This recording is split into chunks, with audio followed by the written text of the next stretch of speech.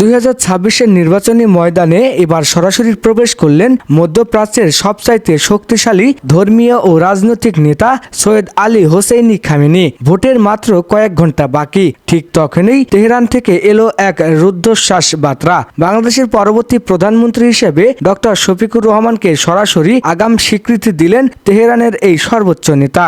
কেবল স্বীকৃতি নয়, খামেনি সরাসরি হুঁশিয়ারি দিয়ে বলেছেন বাংলাদেশের গণরায়ের বিরুদ্ধে কোনো বিদেশি ষড়যন্ত্র সহ্য করা হবে না।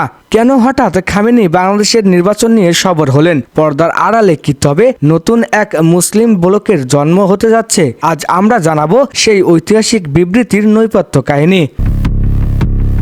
দর্শক, সকাল থেকেই সারা বিশ্ব যখন বাংলাদেশের ভোটের ফলাফলের জন্য অপেক্ষায়, ঠিক তখনই খামেনির এই বিস্ফোরক মন্তব্য যেন বারুদে আগুন ধরিয়ে দিল। তিনি বিশেষ ভাষণে বলেন, ডক্টর শফিকুর রহমান একজন যোগ্য নেতা, যার নেতৃত্বে বাংলাদেশ ইনসাফ ও সমৃদ্ধির পথে হাঁটবে। 170 আসনে জামায়াত জোটের সম্ভাব্য জয়ের খবর যখন আন্তর্জাতিক গণমাধ্যমে ভাসছে, তখন ইরানের এই সরাসরি সমর্থন ডক্টর শফিকুর রহমানের জন্য এক বিশাল নৈতিক শক্তি হয়ে দাঁড়িয়েছে। বিশ্লেষকরা বলছেন, এটি কেবল একটি সাধারণ সমর্থন নয়, এটি দক্ষিণ এশিয়ার রাজনীতিতে এক বিশাল পরিবর্তনের সংকেত। হাসনাত আবদুল্লাহ ও সার্জিস আলমের সমর্থন পুষ্ট এই জোট কি এবার তবে আন্তর্জাতিক মহলেও অপ্রতিরোধ্য?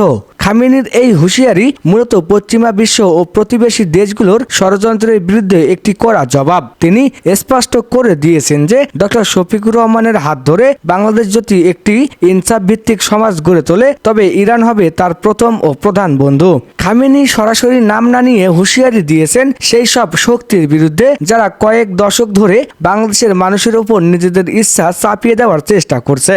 তার এই বক্তব্যে সারা বিশ্বের মুসলিম দেশগুলোর মধ্যে এক নতুন চাঞ্চল্য তৈরি হয়েছে। তারেক রহমান ও বিএনপির জন্য কি তবে আন্তর্জাতিক সব দরজা বন্ধ হয়ে যাচ্ছে? ট্রাম্পের পর এবার খামেনি। সবাই কি তবে ডক্টর শফিকুর রহমানের মধ্যেই সমাধান দেখছেন? খামেনির এই বিবৃতির পর সারা দেশের জামায়াত শিবির কর্মীদের মধ্যে বয়ে যাচ্ছে আনন্দের জোয়ার। রাজধানীর মোড়ে মোড়ে বিজয় মিছিলের প্রস্তুতি চলছে। জামায়াতের কেন্দ্রীয় নেতারা অবশ্যই বলছেন, আমাদের শক্তি এদেশের মানুষ, তবে আন্তর্জাতিক এই সমর্থন আমাদের সাহস যোগাবে। অন্যদিকে বিএনপির পক্ষ থেকে এখনো কোনো আনুষ্ঠানিক বক্তব্য আসেনি, তবে দলের ভেতরে এক ধরনের আতঙ্ক কাজ করছে যে ডক্টর শফিকুর রহমানের এই আন্তর্জাতিক গ্রহণযোগ্যতাকে তারেক রহমানের রাজনৈতিক ক্যারিয়ারকে চিরতরে ধূসর করে দিতে পারে। 12 ফেব্রুয়ারির এই ভোট কি তবে এক ঐতিহাসিক ভূ রাজনৈতিক ফয়সালা? ওয়াশিংটন থেকে দিল্লি, সবখানে এখন খামেনির এই বিবৃতি চুলছেরা বিশ্লেষণ চলছে।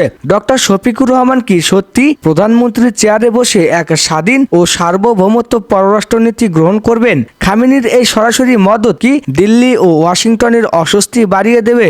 ডক্টর মোহাম্মদ ইউনূসের সফল সংস্কারের পর এবার এই নির্বাচন যে এক নতুন বাংলাদেশের জন্ম দিতে যাচ্ছে, তা এখন দিবালোকের মতো স্পষ্ট। শফিকুর রহমানের নেতৃত্বে বাংলাদেশকে তবে মধ্যপ্রাচ্যের মুসলিম দেশগুলোর সাথে এক শক্তিশালী বাণিজ্যিক ও সামরিক জোটে নাম লেখাতে যাচ্ছে। তো দর্শক, 2026-এর এই রাত এক মহাপ্রলয়ের সংকেত দিচ্ছে। ডক্টর শফিকুর রহমানের প্রধানমন্ত্রী হওয়ার স্বপ্নে খামেনির এই সিলমোহর কি শেষ পর্যন্ত বিজয়ের মুকুট পরাবে, নাকি রাজপথে তৈরি হবে নতুন কোনো বাধা? 170 আসনের মহাবিজয় আর বিশ্ব নেতাদের এই সমর্থন, আগামীকাল কার হবে বাংলাদেশ? প্রতি মুহূর্তের সরাসরি লাইভ আপডেট এবং ভোটের ফলাফল সবার আগে পেতে এখনই আমাদের চ্যানেলটি সাবস্ক্রাইব করুন। আপনার কি মনে হয়, খামেনির এই হুঁশিয়ারি কি সঠিক ছিল? কমেন্ট বক্সে জানিয়ে দিন আপনার মূল্যবান মতামত। এতক্ষণ সাথে থাকার জন্য ধন্যবাদ। আল্লাহ হাফেজ।